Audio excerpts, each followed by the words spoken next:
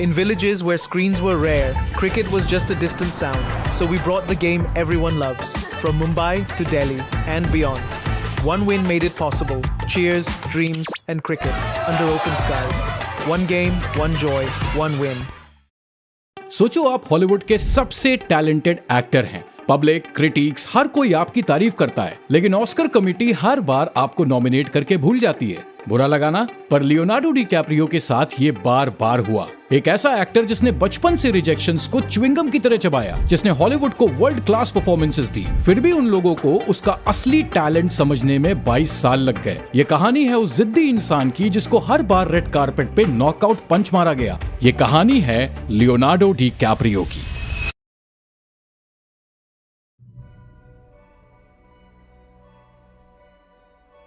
Los Angeles का एको park, एक ऐसा इलाका जहां सिर्फ सपने नहीं बल्कि इंसान भी टूट जाते हैं।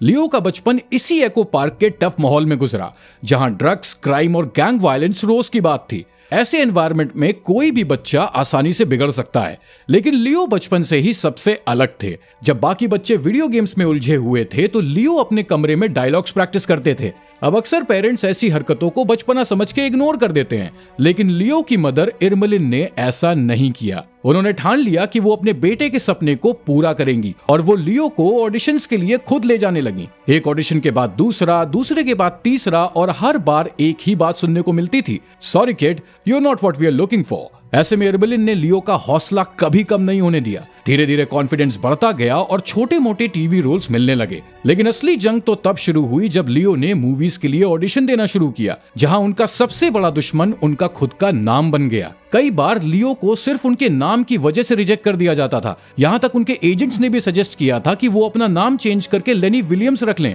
लेकिन लियोनार्डो ने एक पल के लिए भी नाम बदलने का बिल्कुल नहीं सोचा और बस एक बात कही, मेरा नाम लियोनार्डो डिकैप्रियो है और यही पूरी दुनिया खुद कहेगी। और फिर 1993 में लियो को व्हाट्स ईटिंग गिलबर्ट ग्रेप में आर्नी नाम के एक मेंटली चैलेंज बच्चे का रोल मिला। अगर देखा जाए तो इस मूवी का मेन फोकस था जॉनी डेप का कैरेक्टर गिलबर्ट, लेकिन जब भी आर्नी स्क्रीन पे आता था तो उसकी मासूमियत, उसकी चाइल्डिश हरकतें इतनी रियलिस्टिक थी कि लोग कंफ्यूज हो जाते थे कि भाई ये एक्टिंग है या ये बंदा रियल में मेंटल है। उनका परफॉर्मेंस इतना जबरदस्त था कि 1994 के ऑस्कर्स में लियो को बेस्ट सपोर्टिंग एक्टर के लिए नॉमिनेट किया गया। और याद रखिए, उस वक्त लियो सिर्फ 19 साल के थे। ऑस्कर नॉमिनेशन के बाद लीड रोल मिलना तो तय था। और फिर 1996 में आई एक मूवी जिसके बाद लियो का पोस्टर हर टीनेजर के रूम में दिखाई देने लगा। मूवी का नाम था रोमियो जूलियट। शेक्सपियर के ओरिजिनल डायलॉग्स, लेकिन बैकड्रॉप 90s के मॉडर्न सिटी का था। लियो की डायलॉग की इंटेंसिटी, आंखों का वो दर्द और एक लवर का जुनून इतना कमाल का था कि रोमियो टीनेजर्स का क्रश बन गया। $14.5 मिलियन के बजट में बनी इस मूवी ने $147 मिलियन कमाए और लियो हॉलीवुड के टॉक ऑफ द टाउन बन गए। हर न्यूज चैनल, हर मैगजीन लियो की अगली मूवी के बारे में प्रेडिक्शंस करने लगे, मगर लोगों को कहां पता था कि लियो ने तो बस अभी शुरू ही किया है।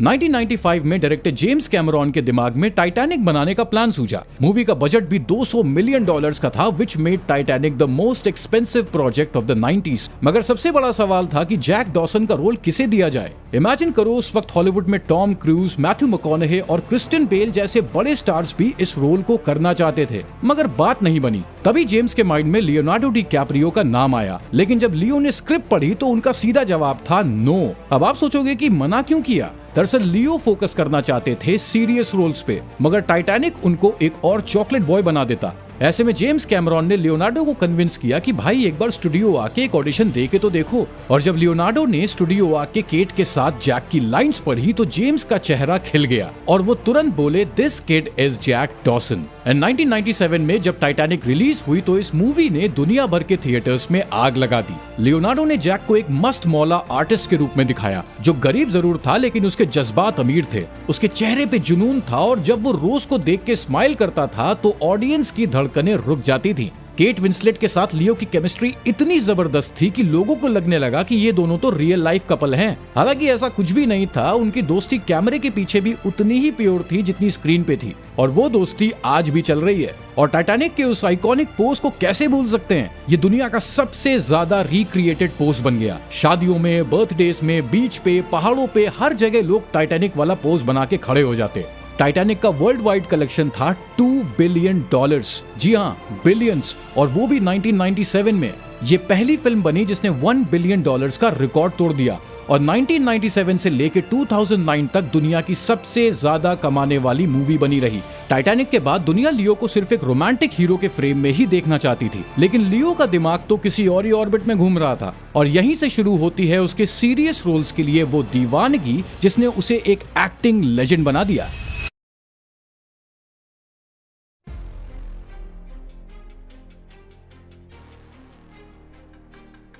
हॉलीवुड में एक वर्ड है जिसे कहते हैं टाइप कास्टिंग। मतलब अगर आप एक रोल में छा जाओ तो इंडस्ट्री आपको उसी फ्रेम में डाल के रखना चाहती है। मगर लियो ने यू टर्न मारा और सीधा एंट्री मारी catch me if you can में। मूवी में लियो ने एक charming con artist Frank Abagnale junior का रोल प्ले किया, एक ऐसा लड़का जो सिर्फ 16-17 साल की उम्र में पायलट, डॉक्टर, लॉयर बनके दुनिया को चूना लगा रहा था। ये रोल बहुत रिस्की था, लेकिन लियो ने फ्रैंक के चेहरे के पीछे छुपे हुए दर्द, थ्रिल और मस्ती को इतनी खूबसूरती से दिखाया कि लोग लियो को मैजिशियन कहने लगे। इस परफॉर्मेंस के बाद लियो ने भी समझ लिया कि अब ऑडियंस उसके एक्सपेरिमेंट्स के लिए रेडी है।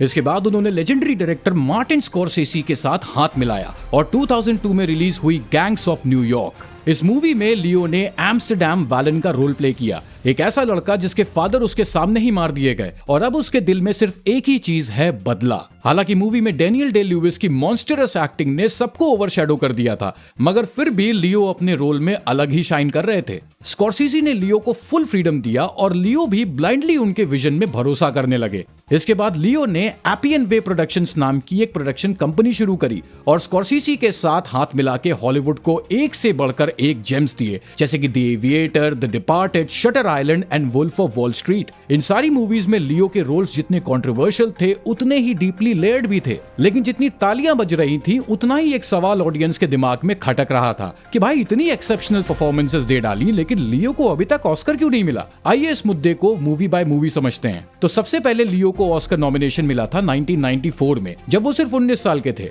उस वक्त हॉलीवुड में इतनी यंग एज में इतनी इंटेंस एक्टिंग करना किसी सरप्राइज से कम नहीं था, मगर ऑस्कर ट्रॉफी लियो के हाथ नहीं आई। इसके बाद 2004 में आई मूवी द एविएटर के लिए लियो को बेस्ट एक्टर का ऑस्कर नॉमिनेशन मिला था।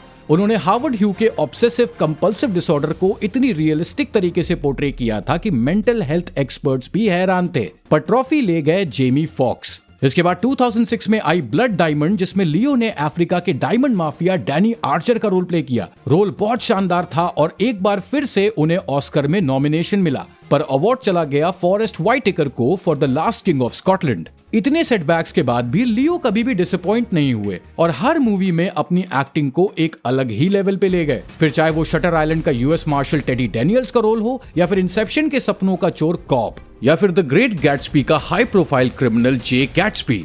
मगर अफसोस की अकेडमी ने इनमें से किसी भी रोल को ऑस्कर नॉमिनेशन भी नहीं दिया। लेकिन 2013 में लियो स्क्रीन्स पे एक नया धमाका लेके आए। वो बने Jordan Belfort in the movie the Wolf of wall Street, एक ऐसा कैरेक्टर जो ड्रग्स, सेक्स, पैसा और ग्रीड का अल्टीमेट मिक्स था। मार्टिन स्कॉर्सेसी के डायरेक्शन में लियो ने एक बार फिर से अपनी सबसे एनर्जेटिक और फियरलेस परफॉर्मेंस दी। मूवी ने रिकॉर्ड्स बनाए, कंट्रोवर्सीज भी खड़ी की, लेकिन लोगों ने कहा कि ये ऑस्कर तो पक्का लियो का है। मगर जब ऑस्कर की रात आई तो अवार्ड गया मैथ्यू मैककॉनहे को फॉर डैलस बायर्स क्लब। ऐसा लग रहा था जैसे ऑस्कर वाले कह रहे हो कि ये लड़का चाहे जितनी भी एक्टिंग कर ले, हम नहीं मानने वाले। मगर इस बार ऑडियंस चुप बैठने के मूड में नहीं थी और फिर हुआ कुछ ऐसा जिसने इंटरनेट पे आग लगा दी।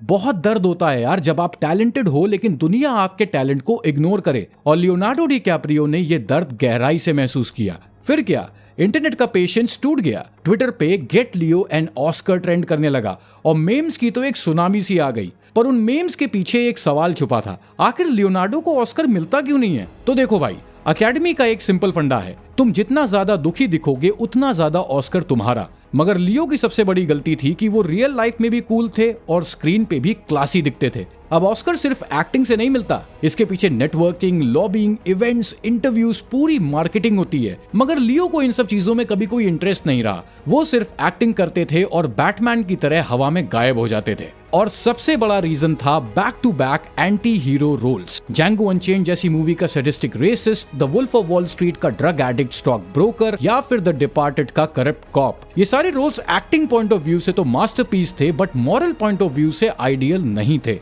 लेकिन 2014 का ऑस्कर डिफीट लियोनार्डो के लिए पर्सनल था। उसी मोमेंट लियो ने डिसाइड किया कि अगर एकेडमी को पेन देखना है तो मैं खुद पेन बन जाऊंगा। और फिर 2015 में आई एक ऐसी मूवी जिसमें लियो ने सिर्फ एक्टिंग नहीं करी बल्कि अपनी जिंदगी दांव पे लगा दी। वो मूवी थी द रेवेनेंट। एक आदमी जिसे उसके दोस्तों ने मरने के लिए छोड़ दिया और वो मौत के मुंह से लौट के बदला लेता है। हर फ्रेम में उसकी आंखों में इतना पेन था कि सबटाइटल्स की जरूरत ही नहीं पड़ती। मगर बात सिर्फ इमोशनल पेन तक नहीं रुकी, बल्कि लियो ने फिजिकल पेन की भी सारी हदें पार कर दी।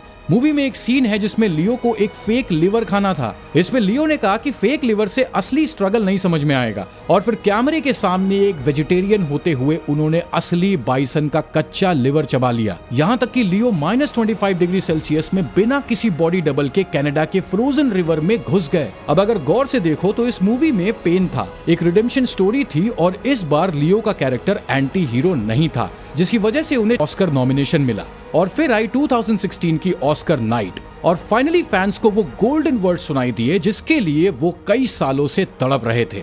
And the Oscar goes to Leonardo DiCaprio. उस एक सेंटेंस ने 22 साल का इंतजार और हजारों मीम्स का मजाक सब कुछ चूर चूर कर दिया। पूरे हॉल ने लियो को स्टैंडिंग ओवेशन दी। ट्रस्ट मी गाइस, ये सिर्फ एक अवार्ड नहीं था, बल्कि ये एक एक्टर का पेशेंस लेवल था जो फाइनली स्टेज पे ट्रॉफी बन के खड़ा था।